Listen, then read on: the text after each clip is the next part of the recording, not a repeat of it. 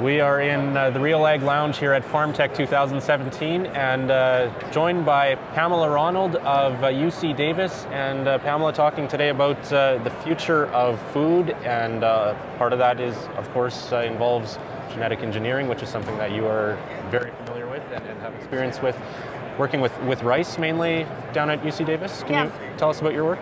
Yeah, mostly with rice. I'm a professor at UC Davis. And we study genes that make the plant tolerant of environmental stress and resistant to disease. So that means flooding and drought and some of those situations? Yes. And rice, of course, would be one of the most widely consumed grains in the world, so that's probably why it's a priority for you? Yeah, one of the reasons I decided to work on rice is that it's an important staple food crop for more than half the world's people. And so making a little bit of a change in rice can potentially help millions of people. Mm-hmm. So this is through genetic engineering. We're hearing more and more about CRISPR and gene editing. Is genetic engineering moving into something of the past, or are we still seeing plenty of opportunity and potential in that area as well as gene editing?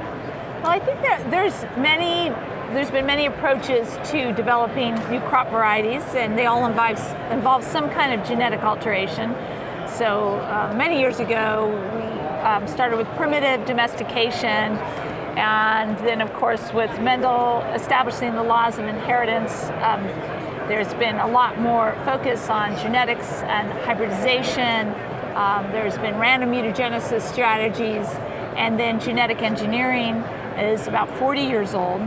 But what we've seen is that as we develop new approaches, we don't necessarily throw away the old approaches because they all have different aspects. So it depends on what particular trait that farmers need or consumers demand that the scientists and breeders will respond using the most appropriate technology. That's a good point. It's kind of another tool, I guess, or another option in terms of getting new plant characteristics. Yeah, that's the way I see it, as another tool and a very important tool. So genome editing is obviously very exciting right now, and there's a lot of potential and a lot of discoveries to be made. Mm-hmm. And we're seeing those, it seems like every couple of weeks there's something new that people have done using CRISPR or another form of gene editing right now. Yeah, one of my colleagues just mentioned that there's about 8 new papers every day in the area of genome editing. So it's really exploded across all biology. Okay, so how does this fit into, there's lots of talk right now about, or this term post-truth or alternative facts, that type of language being used right now in terms of what people believe and how they choose what they trust. How does gene editing, even genetic engineering, which we've been dealing with, as you mentioned, it's been around for a long time already, how does this science fit into this world where we're dealing with post-truth or alternative facts? Yeah, I think it's concerning to many people that sometimes we are making statements in the political world based on what we believe fits sort of our frame of reference rather than based on evidence. And this has been a problem in food and agriculture for a long time, and especially probably with concerns with genetics and different types of breeding technologies. And we've also seen it in discussions of climate change and discussions of vaccines. So there seems to be some sort of hot button scientific issues that instead of going to major scientific organizations to learn about evidence-based science, a lot of times it gets swept away into sort of conspiracy theory types of things. And it's really a challenge. I think it's really come into the limelight now with the current political situation that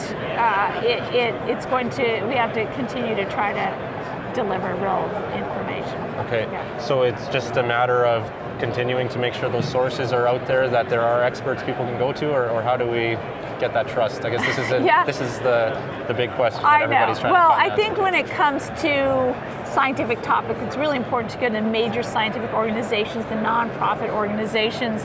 The National Academy of Sciences just put out a really wonderful report just a couple months ago that looks at all 20 years or more of science and genetic engineering. So that information is there, but I think so obviously we have to keep doing that and supporting those institutions, but we also, as communicators and scientists and farmers, I think it's important to engage on a local level, explain what we're doing, why we're doing it, explain the challenges that farmers are facing, and then we also need to support politicians that also will support evidence-based decision making. And that's a timely issue right now too, with what we're seeing in the political realm right now. I think so. Yeah. One other thing I was going to ask you about, your husband is an organic farmer. How do you view the science that you work with, genetic engineering, of course, fitting into the organic world? Well, organic farmers are not allowed to plant genetically engineered seed.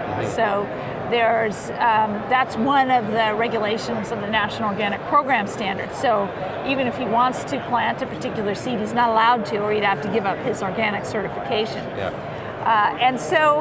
But he's very interested in genetics and seed varieties, as are all farmers.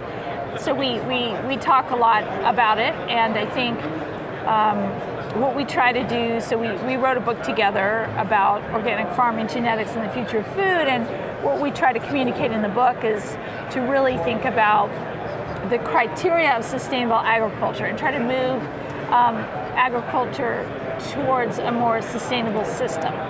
And that involves many aspects, social, economic, and environmental aspects. And we're sort of technology, what's the right word?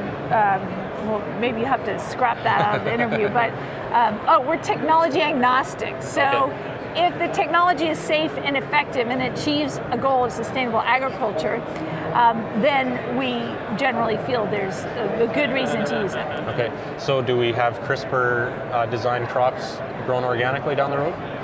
That's a good question. There's, I think, a debate in the organic community now. CRISPR is another genetic technique that will introduce mutations into the plant genome. So the advantage is, for example, you can knock out an expression of a gene. So there are some organic farmers that have called to allow genome editing to be certified organic, but I don't think the National Organic Program Standards, the USDA, has made a decision on that. Well, thanks for taking the time to join us, yeah, and sure. Enjoy your time here up in Canada, up in Edmonton. Thank you. Thanks for the good questions.